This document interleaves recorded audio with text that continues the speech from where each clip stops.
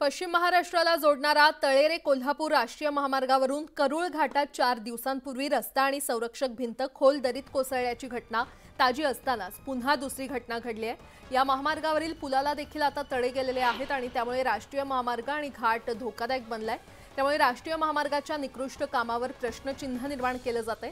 ठेकेदाराकडून आतापर्यंत 3 वेळा रस्ता सुरू करण्याबाबत दिलेल्या डेडलाईन हुकलेल्या आहेत आणि त्यामुळे नागरिकांना जीव मुठीत घेऊन प्रवास करावा लागतोय।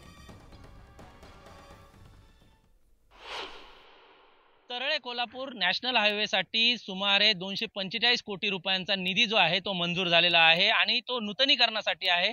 जर आपण पाहिलं तर या मार्गासाठी अगदी ठिकठिकाणी पुलांचं काम देखील सुरू आहे, त्याचप्रमाणे महामार्गाचं काम देखील सुरू आहे। मात्र जर आपण पाहिलं तर कशा पद्धतीचं निकृष्ट काम जे आहे तर या अशा पद्धतीने सिमेंट कॉन्क्रीटचे जे बांध आहेत ते घालण्यात आलेले आहेत। त्याचप्रमाणे या ठिकाणी बघू शकतो आपण की या अशा पद्धतीचं कॉन्क्रीटचं काम जे आहे ते काम पूर्ण करण्यात आलेलं आहे।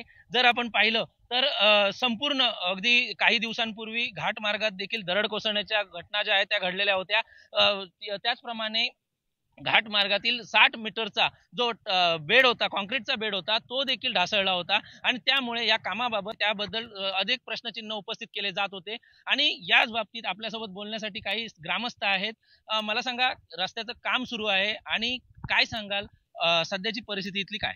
आज 245 कोटीचा जो एक कामाचा निधी आलेला आहे, हा खरोखर पूर्णपणे या सरकारनं पूर्णपणे इथल्या ग्रामस्थांच्या लोकांना डोळ्याला पाणी लावण्यासारखा आहे। आणि जो कॉन्ट्रॅक्टर आहे वेल्हाळ म्हणून आहे, हे खरोखर की ज्यानं कधीही काम केलेलं नाही अशा कॉन्ट्रॅक्टरला काय काम दिले की काय या शासनानं, असं जर आम्हाला म्हणलं। आज आम्ही जिथं कॉन्ट्रॅक्टरनं जे काम केलं आहे, आज तिथल्या परिस्थितीवर त्या पुलावरती आम्ही उभा आहोत आणि हे पूल पूर्णपणे निष्ठुर दर्जाचं आहे, चांगल्या पद्धतीचं त्यानं बांधलेलं नाही आहे आणि आज संरक्षण मिती नाही आहे आणि इथून आज वाहतूक चाललेली आहे आणि ही एवढी मोठी दरी आहे, खाली नदी आहे आणि नदीचं असून सुद्धा त्याला अजून गाळ बसवलेले नाहीत। तसं आज करूळ घाटामध्ये दरडी कोसळलेल्या आहेत आणि मागचा जो दरडी कोसळल्या आणि त्या दरडीमध्ये पूर्ण होत्याचं नव्हतं झालं।